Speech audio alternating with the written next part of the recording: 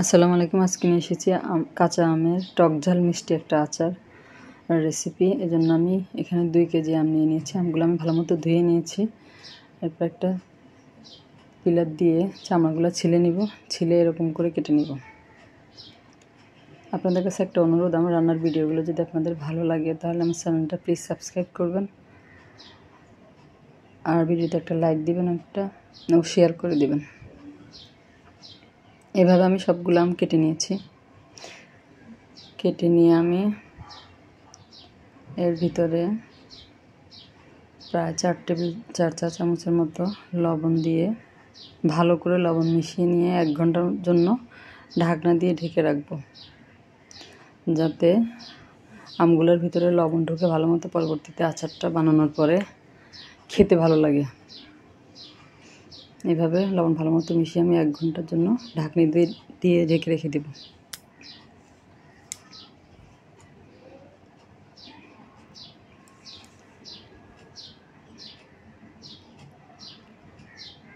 এক ঘন্টা পর দেখাচ্ছি আমি। দেখেন আমগুলো থেকে অনেকগুলো পানি বের হয়েছে।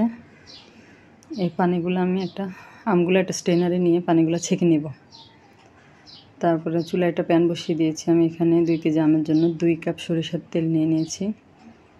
সাথে দিয়ে দিলাম 1 চা চামচ পাঁচফোড়ন আর 2টা তেজপাতা, 2টা দারচিনি। তারপরে দিয়ে দিলাম আমি এখানে 2 চা চামচ আদা রসুন বাটা আর 1 টেবিল চামচ পাঁচফোড়ন বাটা। আর এখানে দিয়ে দিচ্ছি আমি 3 টেবিল চামচ সরিষা বাটা। আর এখানে দিয়ে দিচ্ছি আমি 2 চা চামচ মৌরি ও 2টা দারচিনি আমি একসাথে বেটে নিয়েছিলাম, ওটা দিয়ে দিলাম। আর এখানে দিয়ে দিলাম আমি 1/2 চা চামচ হলুদ গুঁড়া, যাতে দেখতে সুন্দর লাগে। আর সাথে দিয়ে দিয়েছি 2 চা চামচ মরিচ গুঁড়া। সবগুলো একসাথে মশলা মিক্স করে নিয়ে তারপরে আমটা ঢেলে দিলাম। আম ঢেলে দিয়ে একটু নেড়ে চেড়ে মশলা ও তেলের সাথে মিশিয়ে নিব, একটু কষিয়ে নিব, কষানোর মতো হবে আর কি।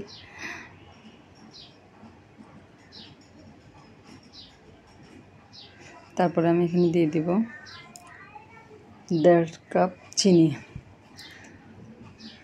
যেহেতু আমি আচারটা টক ঝাল মিষ্টি করবো, এজন্য আমি এখানে চিনি ব্যবহার করেছি। আর আমরা আচারে একটু বেশি মিষ্টি পছন্দ করি, এজন্য আমি একটু বেশিই দিলাম চিনি। তারপরে চিনিটা গলে গেলে দেখেন অনেক সুন্দর একটা কালার চলে এসেছে।